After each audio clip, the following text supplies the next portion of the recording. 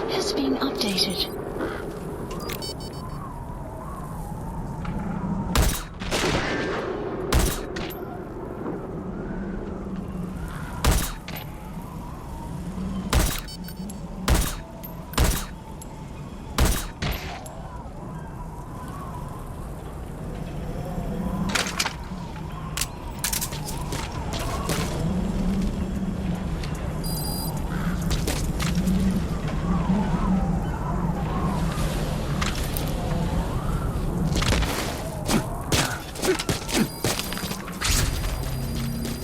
According to the intel team, the escaped kids should be around here.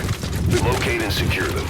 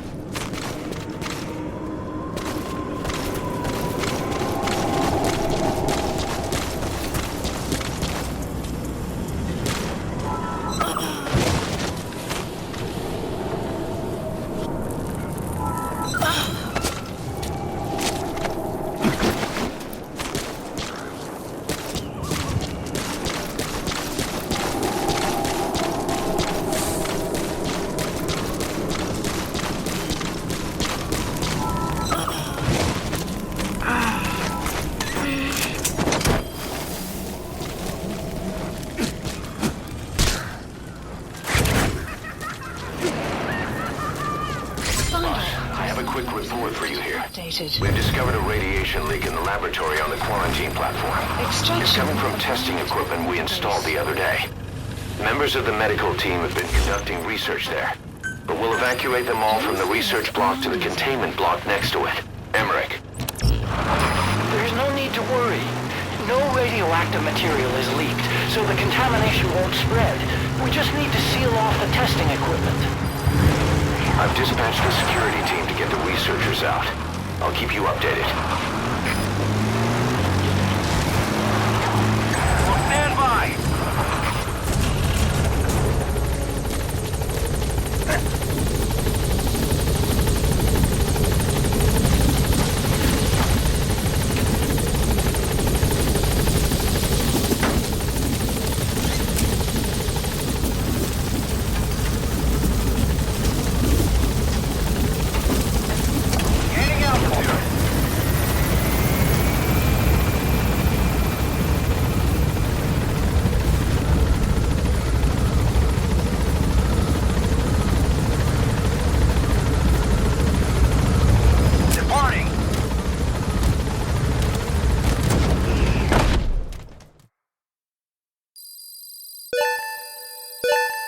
Extraction arrived at Mother Base.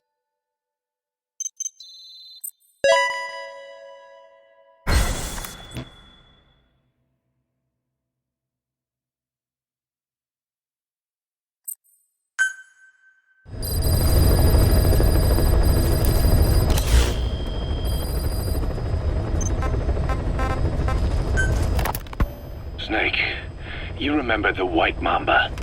Of course, he's been going by Eli since we brought him on base. He was the leader of the child soldier unit we took out of that village and into our protection. Well, according to the kids you brought back here, all the escapees were especially close to Eli. There's reason to suspect he's behind all 6 escapes. We've already detained him. I'll be questioning him shortly. Wait.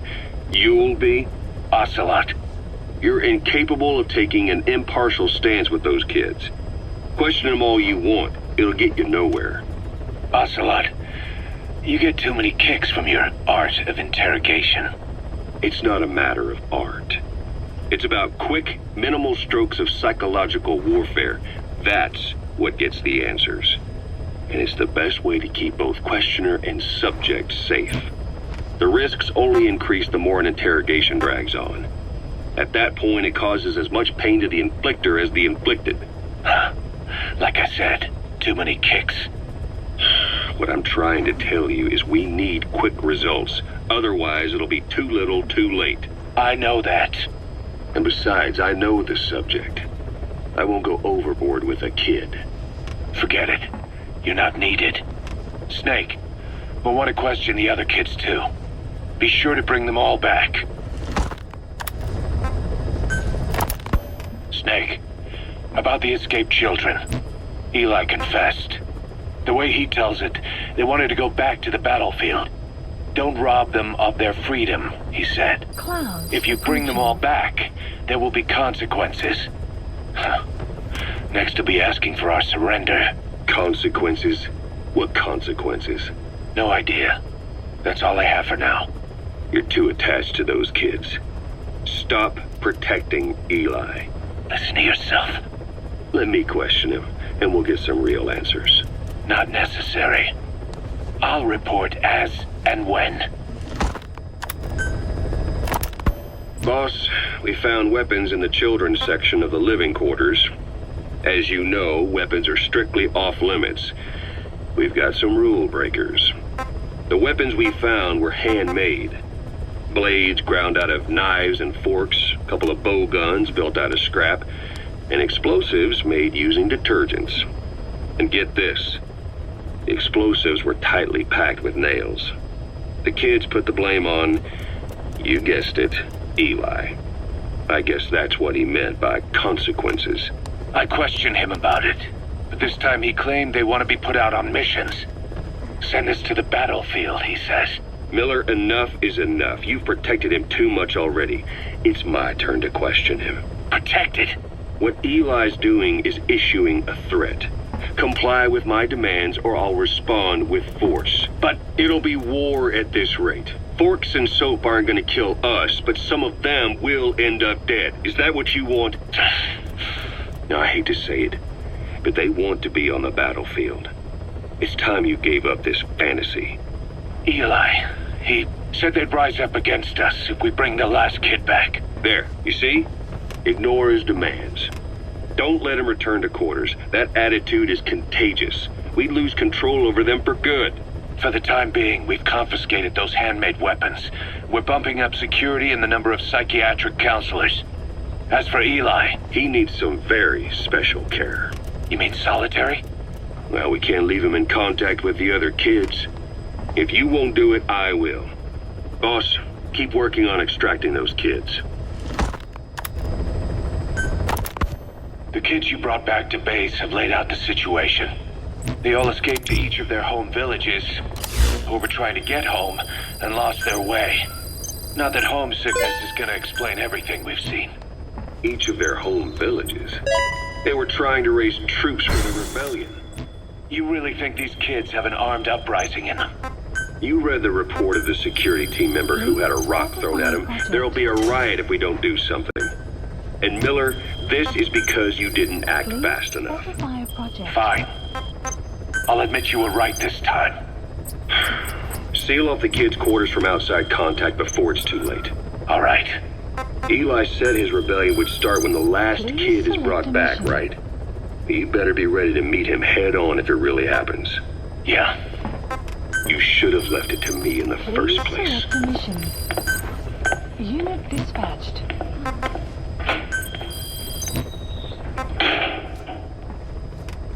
They're just kids. We have a responsibility to see that those kids make it. It's not about feeling protective or the pros and cons. I hate kids. That's exactly what I heard from the people who raised me. People who abandoned me, more like. That's the spark that kept me going, you know? I wanted to show those adults what I was made of. Wanted to get back at them one day. But before I knew it, I was all grown up. Never saw it coming. All of a sudden, people treated me as an adult. Some adult I turned out to be. But I feel like if my life had been different, if the adults I knew had been different, I could have grown up better. Yeah, that's it, all right. I wanted to use those kids to test that theory. That's all this was.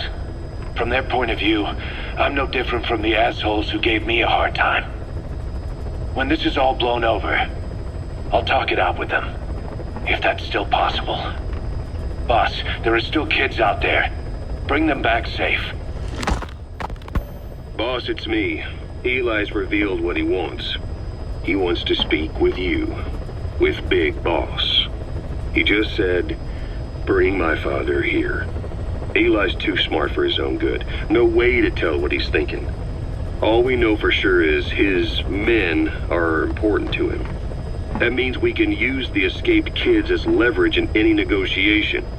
Once you brought the last one back, I'll interrogate him. If the kids do rise up, we'll meet them full force. End of story. I didn't want things to turn out like this. We could have prevented it, but it's too late now. If Eli means to take this all the way, he's gonna force us to do the same. Boss, go get that last kid.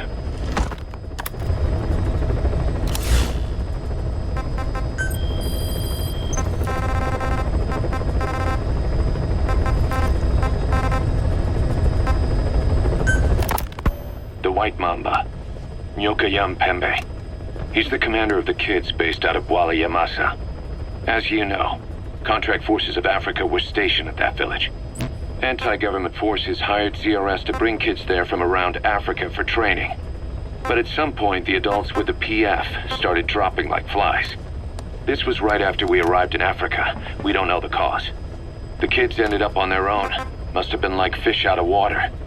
Nothing to eat, no way to get back home. All the adults taught them was how to use a gun. Sure, they could shoot targets, but hunt for food? Not likely. They wouldn't have lasted long. Then the White Mamba showed up. He was faster and stronger than them, a better soldier, and he knew how to lead. I guess somebody wished upon a star, because their savior turned up like stardust straight out of the blue. The moment he arrived, the kids had their new commander. That was when they started attacking other villages. Word of the infamous White Mamba spread fast. But it isn't just his combat skills that got people talking. As you can tell from the name, he's the only light-skinned kid in the unit. Not to mention the blonde hair and the blue eyes. Not common in those parts. We have no idea where he came from or what he's experienced. The kid's a huge blank. But I'm sure you'll know him when you see him. One other thing. He's still a kid, so don't kill him. Be careful not to hit him with anything lethal. Not even a flesh wound. Our mission objective isn't just suppressing a bunch of militants. This is a DDR operation of the kids in that unit. DDR stands for disarmament, demobilization, and reintegration. Disarmament is obvious. We take their weapons off their hands. The demobilization part means dismantling their military organization to ensure they can't arm themselves again. To do that, you need to capture the unit's commander and have him order his men to disband. In this case, the commander is the White Mamba. There's nobody above him, so he's all we need to grab. Finally, reintegration. Through education and occupational training, we give them a means to live besides war. A lot of kids born in a war zone don't know any other way to live. So before they find themselves back there, we teach them another skill. I'd like to establish this rehabilitation process at Mother Base. That's why we're bringing those kids back here. It's not so much for their sake. It's for the world that we're trying to create. No other way about it. Those kids are amateurs. Bad for business to have them running around where we're trying to work. Bring them all back if possible. Or as many as you can. We placed the White Mamba and the rest of his unit in the staff living quarters. How's that going? It's a disaster, but what else can we do? We've taken away his weapons and banned him from using his nom de guerre. Apparently his real name is Eli. He must feel like we stripped him of his whole identity. We'll let things simmer down.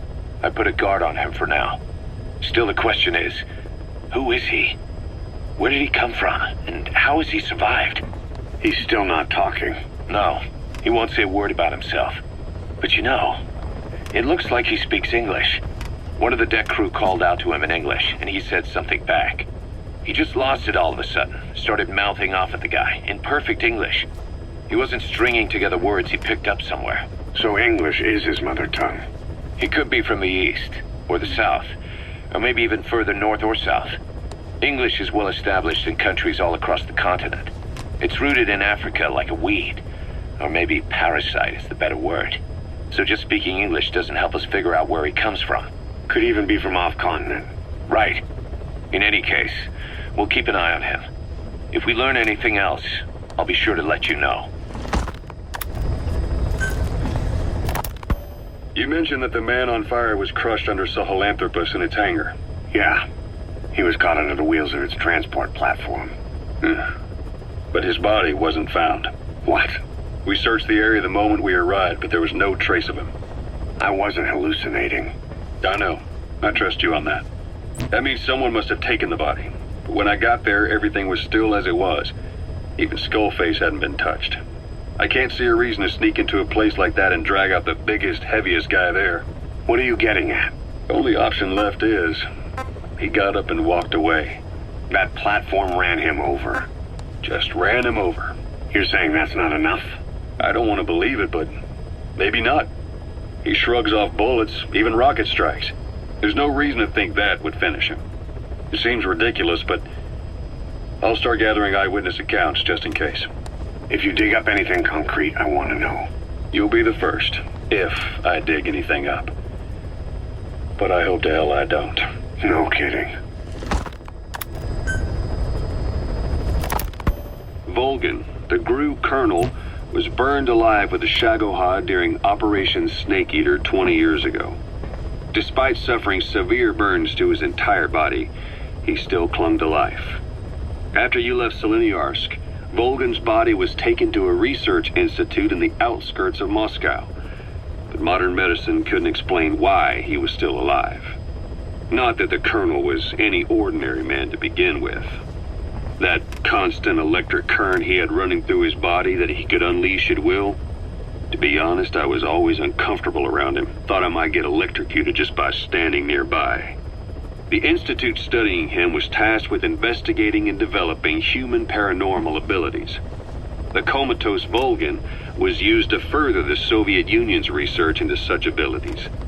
But not long ago, the facility burned to the ground. And Volgan's body was never found among the rubble, even though the fire started in the room where they were keeping him. This occurred at around the same time you woke up. If Skullface was right, and a thirst for revenge can turn a man into a demon and keep the dead alive, then this man on fire who's been coming after us ever since you woke up, well, that just might be what's left of our old friend Volgan. It's not over yet. Back in '64, in Seleniarsk, you brought his plans for a utopia down in flames. That grudge is what's keeping him alive. The day the research facility holding Volgan burned down, a Soviet jumbo passenger jet happened to crash nearby, far away to the north of that hospital in Cyprus. On board the plane was a young boy who was being studied at the same facility. The plane fell to Earth from over 8,000 feet, but the boy's body was the only one not recovered. At almost exactly the same time as the crash, Volgan awoke in that facility. According to the Research Institute's documents, the gifts this boy demonstrated included psychokinesis and telepathy. To protect his mind from being inundated with other people's thoughts, he always wore a kind of gas mask. A rudimentary form of psychic insulation, apparently. We don't know where this boy is, but if Skullface is connected to him, we may cross paths with him yet. This boy is part of a new age where nothing we understand about the world makes sense anymore. Don't let your guard down.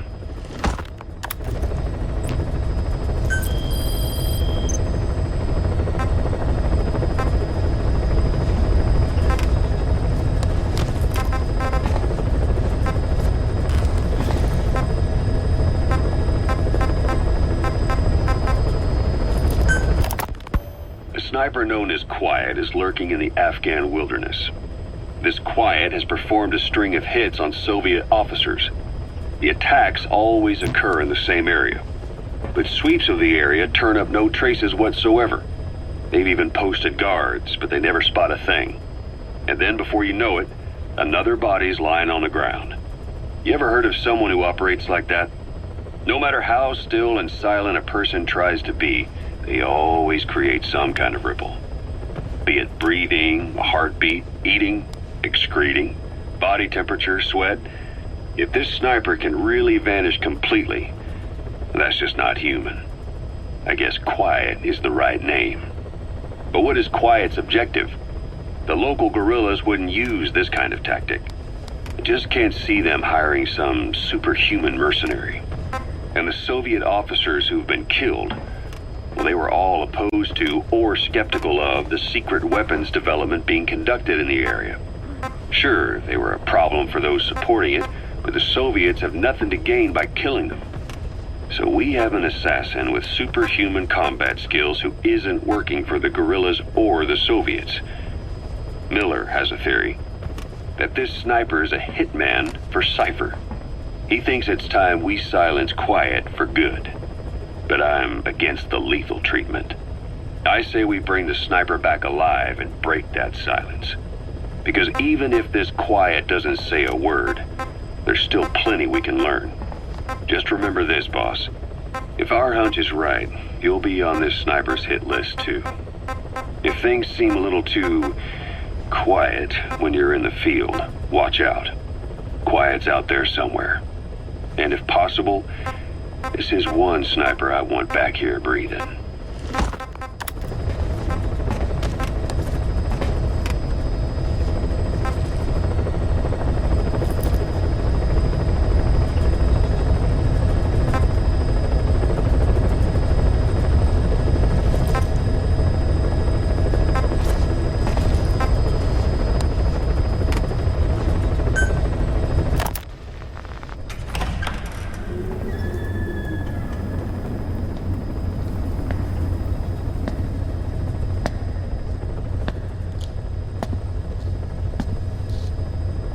Yaat-e.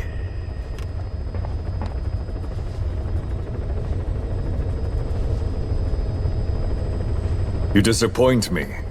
Have you forgotten my face? Leave me be. You won't respond to anyone else, so I figured it must be me you wanted to see. But now you won't even look at me. Have I not suffered enough? Not until you've eased my suffering first. To tell you the truth, old man, I'm in a bit of a bind. It's about your children. You know what I mean? The parasites. The ones that infect a man's throat, killing him if he speaks their language. They must not be allowed to multiply. You are allowed to live only in order to help me. But you don't want to, do you? So why not choose death instead? Because you want to protect the Diné. Please select a mission.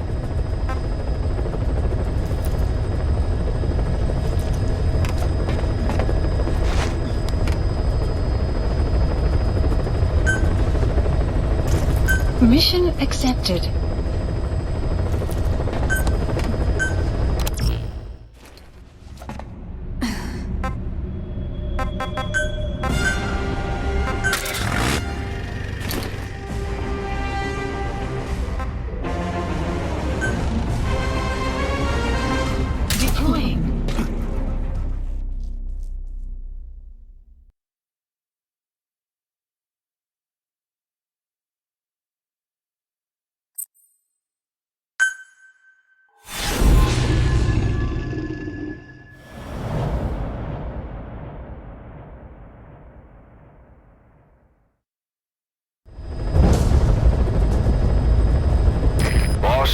Retrieve the film canister our informant hid in Spoogmade Keep before he died.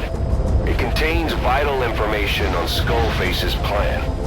For now, Our only clue is the garbled photograph the informant tried to send us before the end. We're working on analyzing the data, but there's no time to wait. A KGB Spetsnaz squad is after the target as well.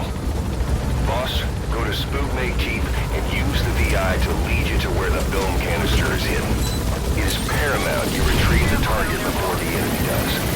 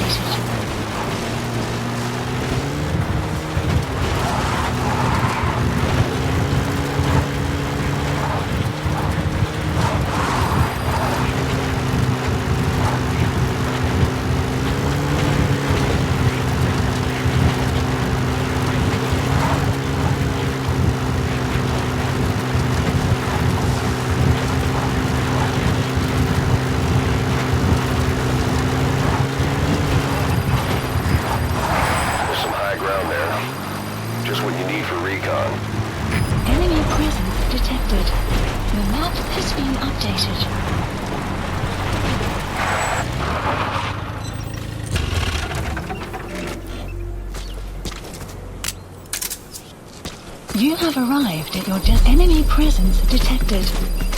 The map has been updated. Please select a deployment point.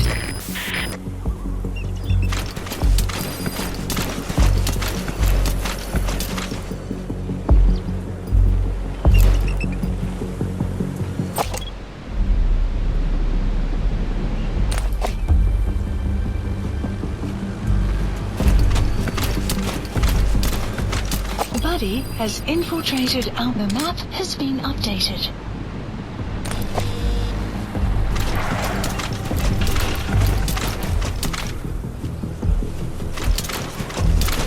Enemy presence detected.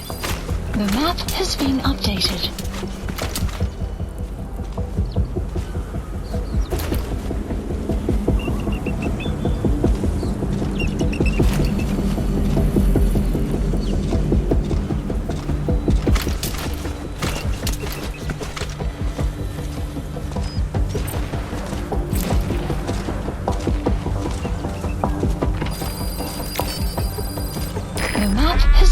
Fire at will! Fire!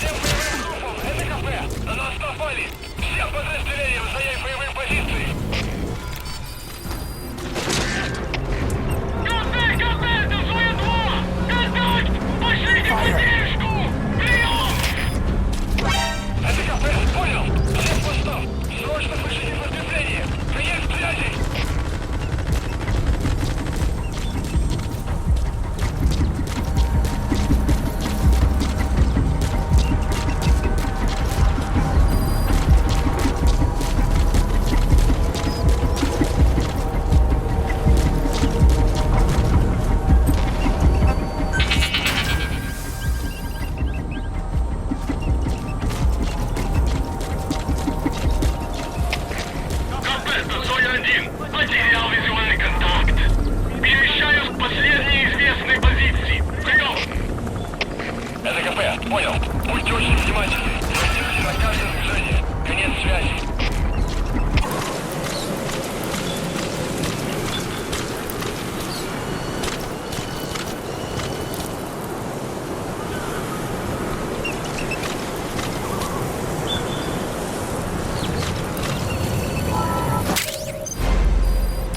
Completed your objective. Now get out of the hot zone. Mission info has been updated.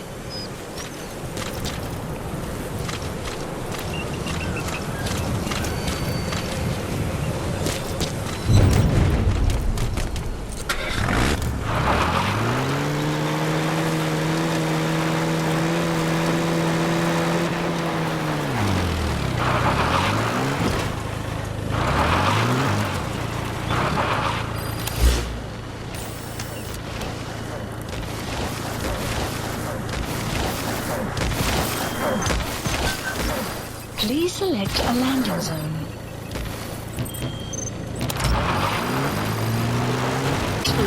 That's it. You've made it out of the hot zone. No sign of the enemy. Mission complete, boss.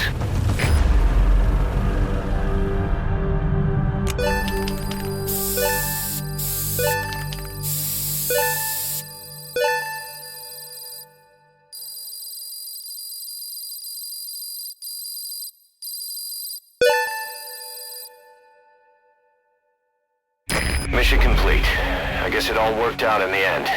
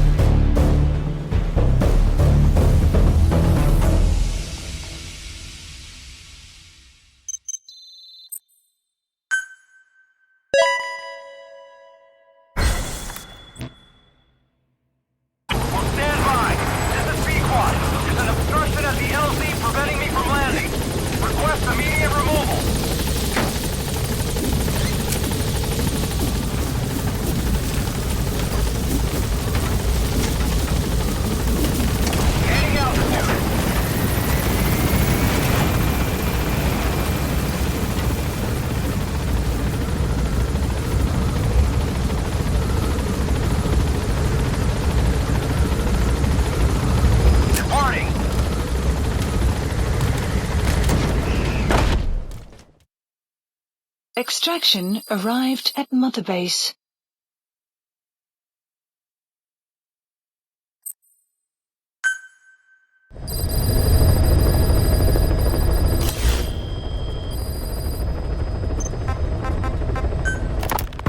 We finished decoding the informant's report.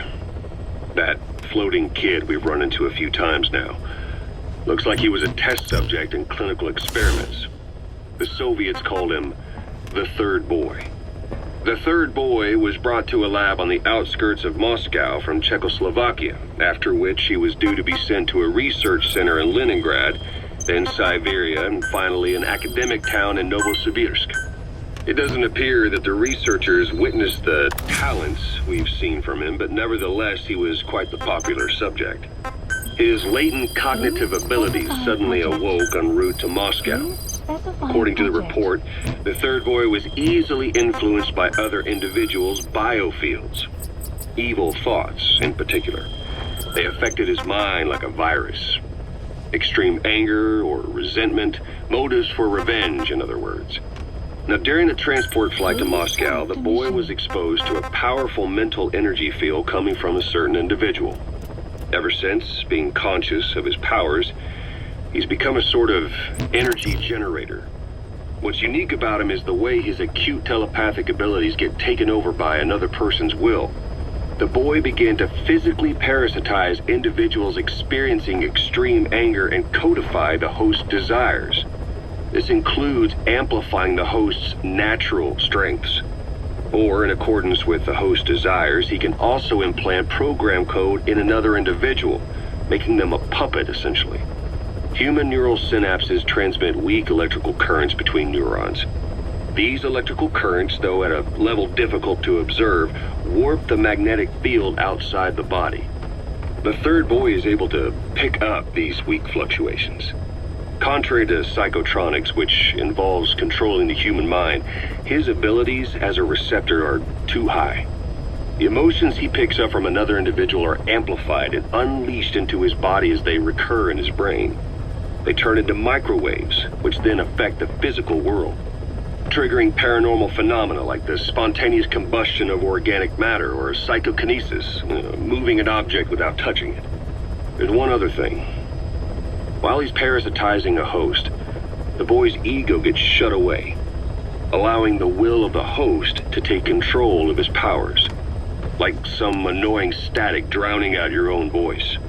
That means he isn't responsible for what's been happening. Somebody's extreme anger has manifested through the third boy's powers in ways none of us could have predicted, which would mean this was going on somewhere around us. Looking back on it, a lot of things make sense now. The man on fire, Sahelanthropus, they both came to life thanks to the third boy's powers. Everything has been happening through him as a catalyst. We first saw him in the hospital on Cyprus. The boy parasitizing the man on fire's desire for revenge gave him his new abilities in return. He next appeared at the Hamid Fighters Fort where the honeybee was hidden. There, the boy parasitized Skullface's vengeful mind. He controlled Sahelanthropus, making it do whatever Skullface wanted. Same goes for when we extracted Emmerich onto the chopper. When he appeared at the Devil's House in Central Africa, Skullface's will controlled the man on fire via the third boy's powers. Everything is clear up to this point. But even the informant couldn't pinpoint who the host was in the cave within Serac power plant. Sahelanthropus suddenly became active, then crushed not only the man on fire, but Skullface as well. Surely neither of them could have been the host. Who else was at that location and bore anger more extreme than either of them? Whose will was controlling Sahelanthropus? According to the report, emotions transmitted in children's brains affect the surrounding magnetic field more strongly. Cerebral nerves are covered with insulation called myelin sheaths to increase impulse speed. The reason for this leakage has to do with the fact that children's myelin sheaths are still developing. So, how many children do you remember being there? Children with a burning desire for revenge and bearing a grudge against you. I can think of only one. Eli. We don't know what kind of life he's had, but the resentment he's shown toward adults is nothing short of extraordinary. The third boy resonated with Eli's mind. And that means Eli bore the strongest animosity of all individuals within the boy's reception range, estimated to be a 3-mile radius, beating out even Volgan and Skullface. The third boy has probably remained hooked on Eli's anger since. You remember at the Devil's House, the third boy showed an interest in Shabani? That must have been his ego making a rare appearance. He may possess abilities far beyond anyone else in the world, but he's still a kid. Maybe them both being kids was enough to bring them together. And if so, maybe with Eli, he isn't feeding off him, but acting in symbiosis with him. So what kickstarted the third boy's powers? If we look at the location and time that his plane went down, we can make a pretty good guess. When the plane experienced the first anomaly, it gave an accurate report of its position to a control tower, due north of the Black Sea, 125 miles east of Kiev. Dead south on the Black Sea is Cyprus's Green Line. So the plane's position was directly north of the hospital where you'd been asleep for 9 years. And this anomaly was reported at exactly the same time that you woke up. The plane was enveloped in flame from the inside out. The fuselage burnt to ashes. There were no survivors, at least not publicly admitted. Your thoughts formed a synchronicity with the boy's psyche and were amplified inside his brain. That would have been more than enough to trigger his abilities. Your rage was like a big bang in his head, blowing the lid off his powers. The boy was then secretly moved to the lab outside of Moscow where Volgan was comatose. There, Volgan's thoughts resonated with the boy, and he was awakened. Volgan became the man on fire, hell-bent on getting revenge on you. His instincts led him straight to you. Skullface knew Volgan from Operation Snake Eater, or perhaps from even before. Monitoring this pair of extraordinaries, he discovered the hospital and sent his assassin and XOF. Skullface was probably watching the situation from close by. Then, realizing how useful these two test subjects could be, he approached them. Reacting to Skullface's thirst for revenge, this time the boy let Skullface's will control Volgan. Volgan, at times driven by personal revenge, at times through Skullface's will, kept on moving, though his body was little more than dead meat. Perhaps there were moments where even your thoughts affected him as well. But without the boy's power, it was like the plug had been pulled from the socket. Everything was powered by anger, malice, revenge. This is how the end of the report sums things up.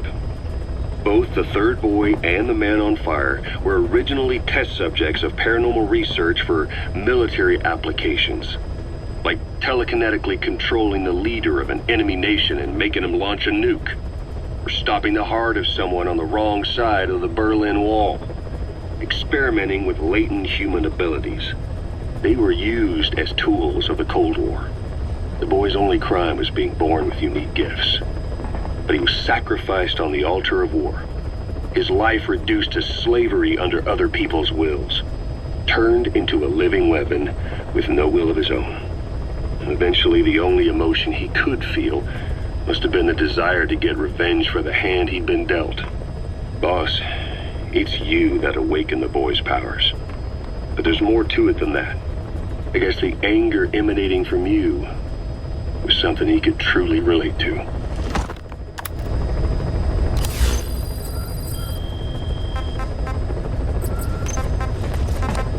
Please select a mission. Weather will clear shortly.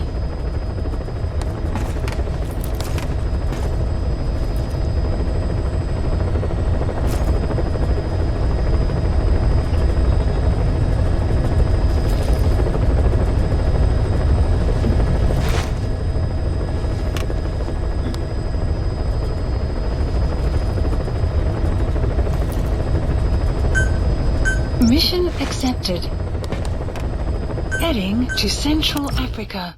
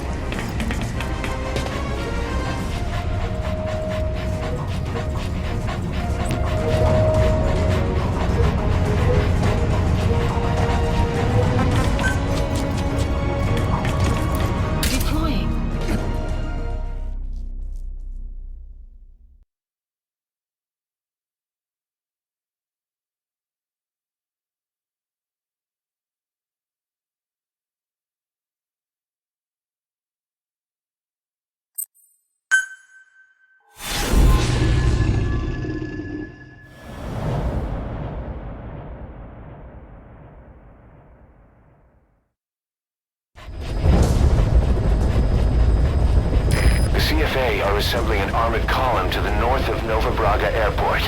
Your job is to wipe them out. Listen to the tape for the contract details.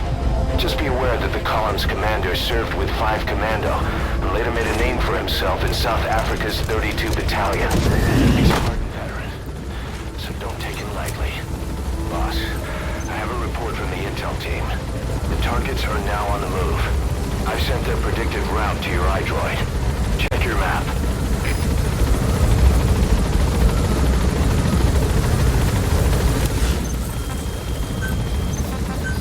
Please select a drop point.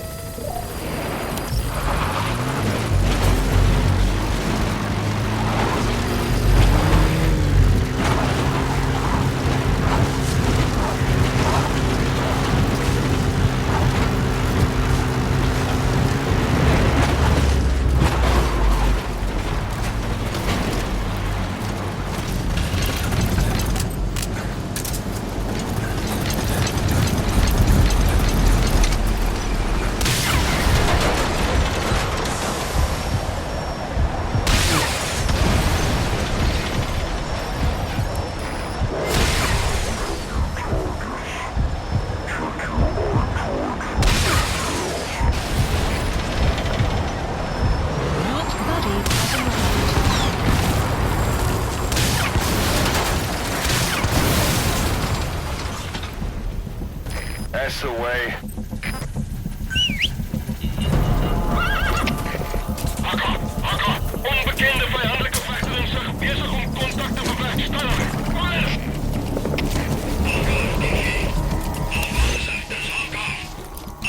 Ja.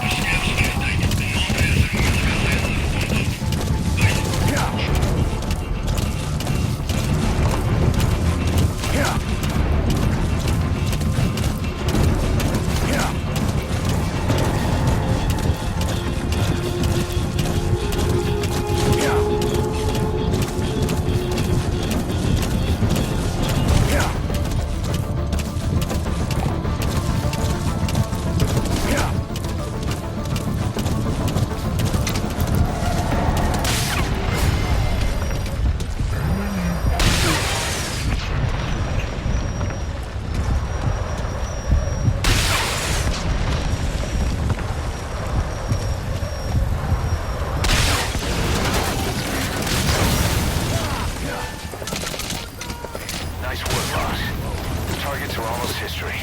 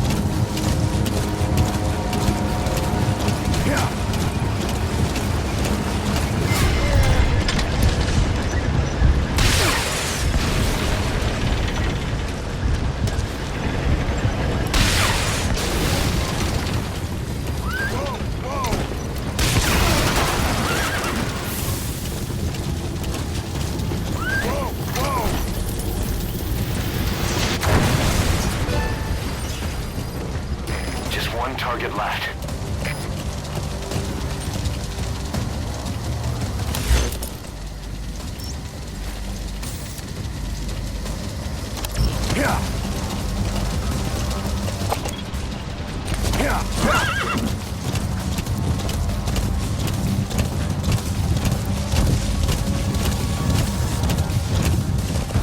Enemy presence detected. The map has been updated.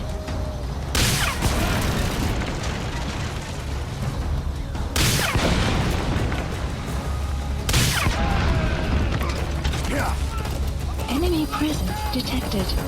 The map has been updated.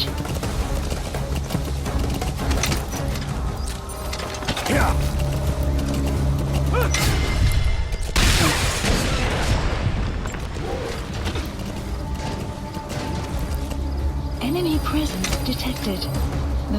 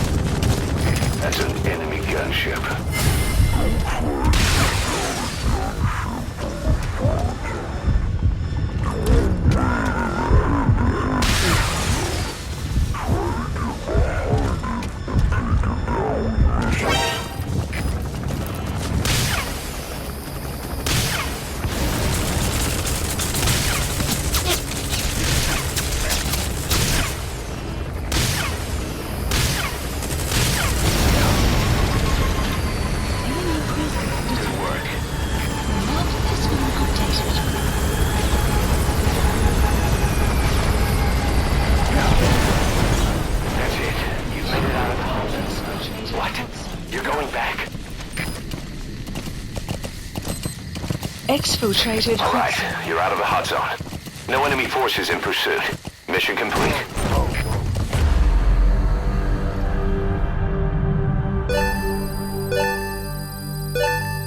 Extraction arrived at Mother Base. Yes, mission complete. Boss, that was exceptional.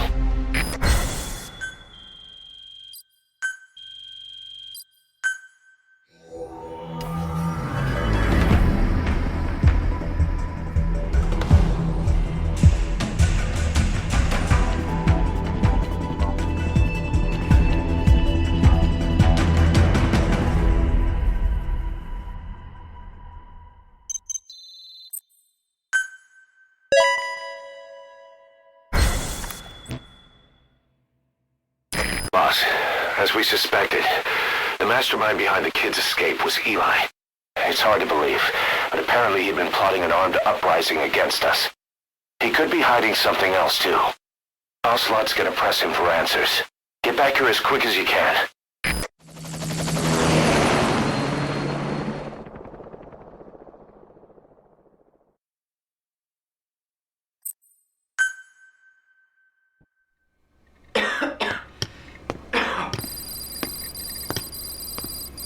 Where is he?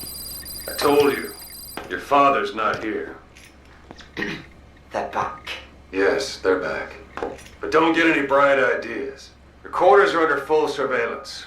Your weapons privileges have been suspended. No more uprisings for you. Did you really think it would be that easy, Commander?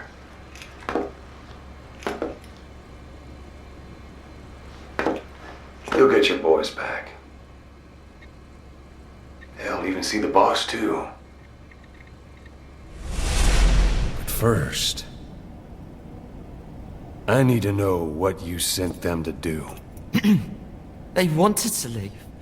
To their homelands. They wanted to go home. That's all. So they were just homesick then? Not quite. Militia warlords, PFs, the armies that murdered their families. Cousins, brothers, parents. They all had someone they wanted to kill.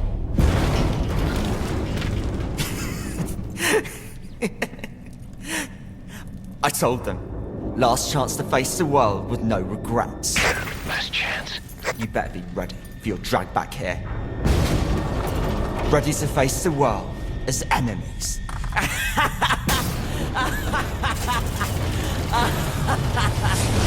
No!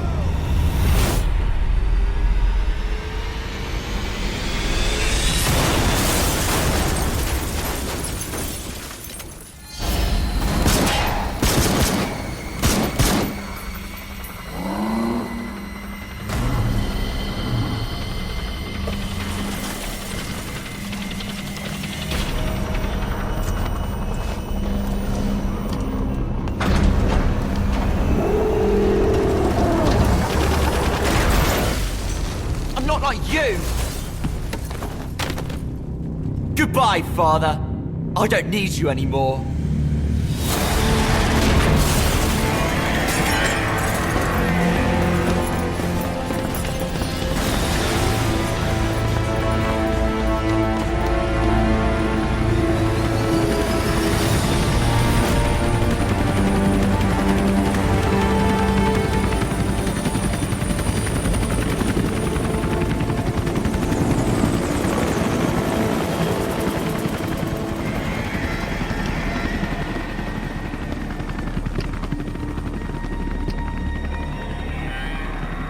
Was Ralph really an accident?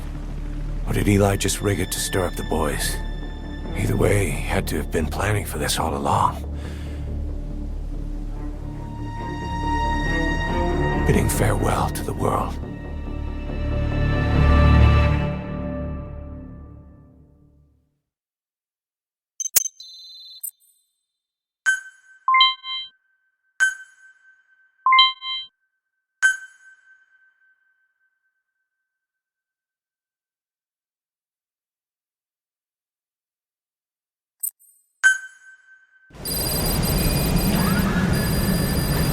Boss, We're looking for the kids in Sahelanthropus, but there's still no sign of them.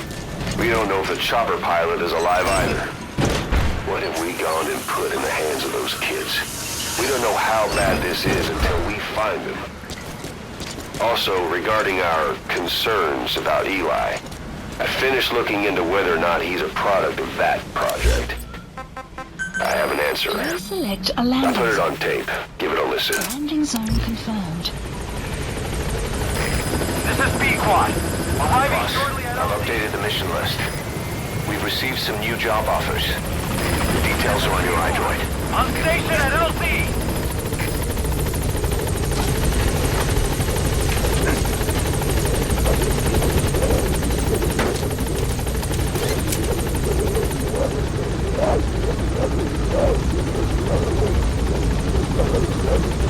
Gaining altitude.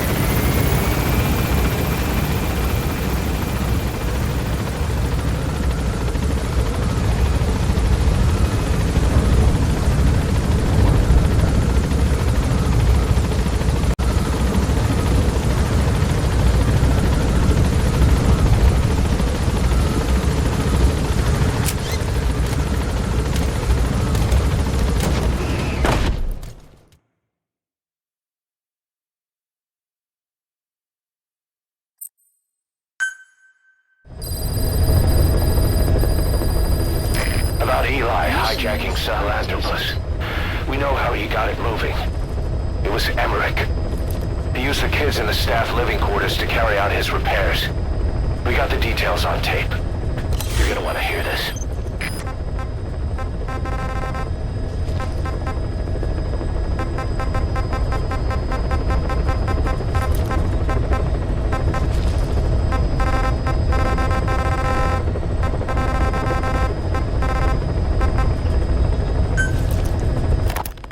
What was your goal in having the children repair Sahelanthropus? I just answered their questions.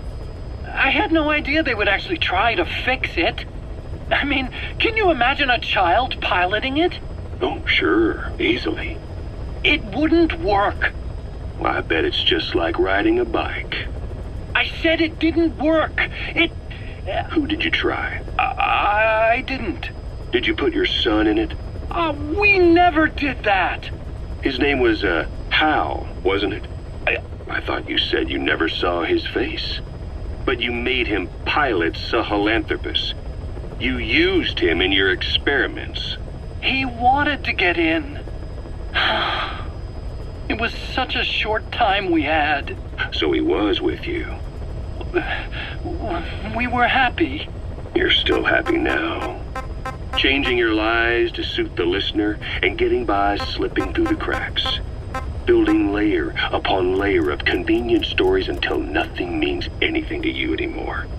You're happy all the time because you don't even notice you're doing it. Think hard. Who are you really? You're not a victim and you're not the silent majority. You're a perpetrator and a petty hypocrite. The real world doesn't make you suffer.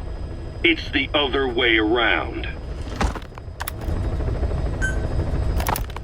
Boss, we've got the results of Eli's genetic tests. We can finally put this worry behind us. We used the PCR technique and conducted DNA fingerprinting of the copied DNA sequences. Neither is mainstream science yet, but the concepts and procedures are sound. Both tests say there is 0% chance that the two of you are blood relatives, meaning the results are negative. He's not your son, nor is he your clone. He's just another person. It was 12 years ago that Zero made plans to clone you. Eli's age and appearance certainly are a good fit. I admit the first time I saw him I did a double take, but it looks like we were worried for nothing. Eli isn't your clone, though you might still have one somewhere out there. But if Eli isn't the boss's clone, why does he seem so obsessed with him? Not to mention having one hell of an attitude for his age. I don't know. Learning the truth about himself, cursing the fact he's a clone, bearing a grudge against selfish adults, and coming to hate who he was cloned from. Big boss. If that were really the case, I could understand it. I might even feel a bit sorry for him. But no clone could have a totally different DNA fingerprint. And the tests left no room for error. You yourself were there when we drew Eli's blood sample.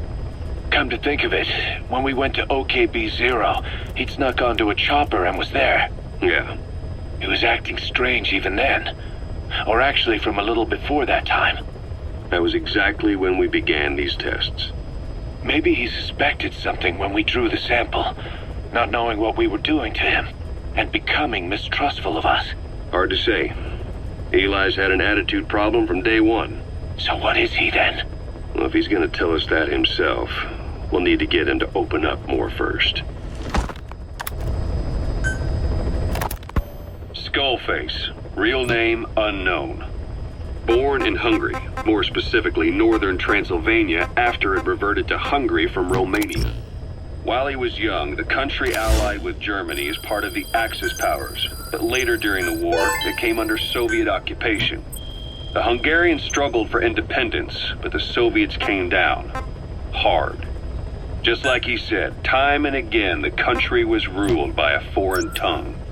When he was a young boy, he lost his native language, the bedrock for any developing child.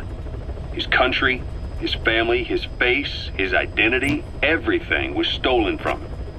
All he had left was his skull. Skullface first tried his hand at espionage during all the chaos from the war. Agents, military officials, and soldiers who operated out of Hungary during the war vanished over the course of several months. This Soviet spy hunt rocked the counter-intel world.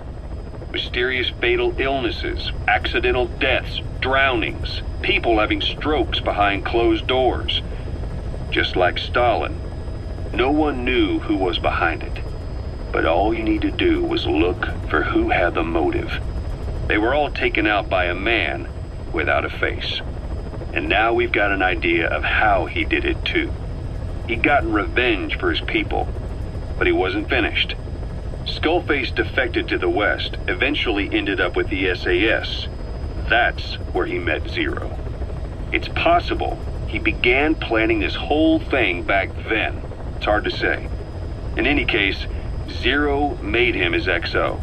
He always did have a thing for oddballs. But this one was set to lead a unit no one else would know about.